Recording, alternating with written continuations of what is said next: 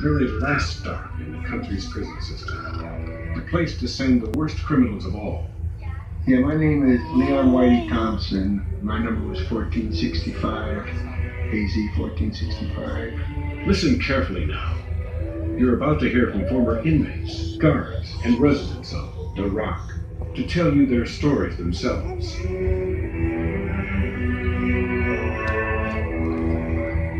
I was a man that had total hatred in them days. I hated anything that walked the crawl on this earth. And when you got a man like that in prison, you got to get rid of him. And that's what they did. They shipped me to Alcatraz. These were hard men, kidnappers, bank robbers, killers, men so dangerous that when the first batch arrived by train in 1934, not one was allowed to step down onto free soil.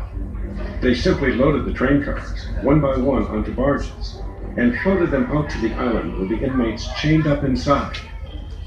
Rumor was that if a man died on Alcatraz, his corpse would leave the same way, stone cold dead, but in chains. With men like these, you could never be too careful. The building you see on top of the hill was the inmates' new home, the Alcatraz cell house. One described it as a tomb of living souls. Some would stay for a year, others for 20 or 25 years or more. To get an idea of the accommodations inside, go ahead and reach your arms out as far as you can from side to side. That's how wide an Alcatraz cell is, only 5 feet across. Now reach your hands up high above your head. That's how tall, and only a bit longer from end to end. The cell house might look huge from here, but it was never completely filled. No more than 300 inmates lived inside at any time. 300. They could all fit on this boat ride today. Notice the circular water tower. Alcatraz is surrounded by water, but on the island itself, not a drop. Fresh water had to come from San Francisco, and not by any pipeline. 2 or 3 times a week, a barge arrived, full of 180,000 gallons of fresh water. It was pumped up into that tank. The tall smokestack marks the Alcatraz powerhouse. One thing that couldn't be brought out here by boat was electricity, so they made their own. One young man was only 21 years old when he first climbed onto The Rock. His name was Frank Heaney, and he was a guard. In fact, the youngest guard ever to serve on Alcatraz. I had a very difficult time. They really took advantage of my age. And the old saying that misery loves company, they're very miserable, so they like to make you miserable too. They had no tailor-made cigarettes, they had no candy bars, chewing gum, soft drinks, radios, television, newspapers, rolls, or rehabilitation programs. They had none of that by being sent to Alcatraz. Men sent to Alcatraz considered themselves the elite among convicts. But on The Rock, I'm not trying to put a feather in my hat or not, but they had a lot of class. You could say they were a higher caliber of criminal. They were more or less professionals, people who robbed mail trucks and banks and so forth. Some were in for murder. They were a cut above average, the average criminal.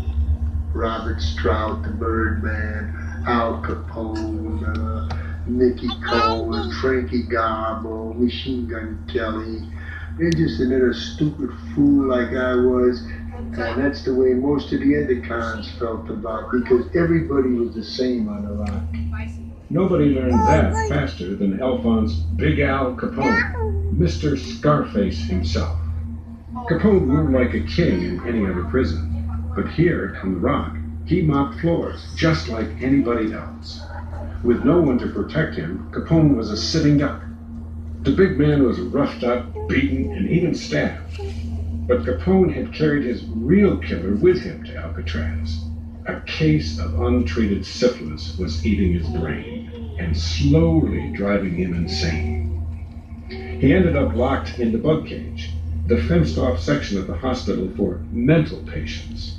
Still the tough guy, Capone fought with his ward mate, not with guns or knives, but with bedpans, full bedpans. Afterwards, The once mighty crime czar had to be washed off with a hose. Look up ahead at the 3-story guards barracks above the landing dock. You'll also see a metal frame tower at the right corner of the dock. The tower that you see in front of us is the dock tower. It was manned 24 hours a day. It had a large group of weapons, had a 30-06 rifle, 30 caliber rifle, tear gas gun, 38 revolver. Men were shot and killed from the tower. One officer would sit up on the top of that tower, 75 feet above the island, locked in for 8 hours at a time, watching.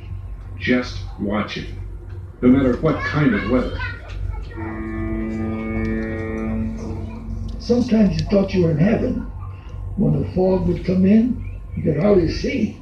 George DiVincenzi was an Alcatraz guard in the 50s. I was in the dock tower the day that they closed the Golden Gate Bridge.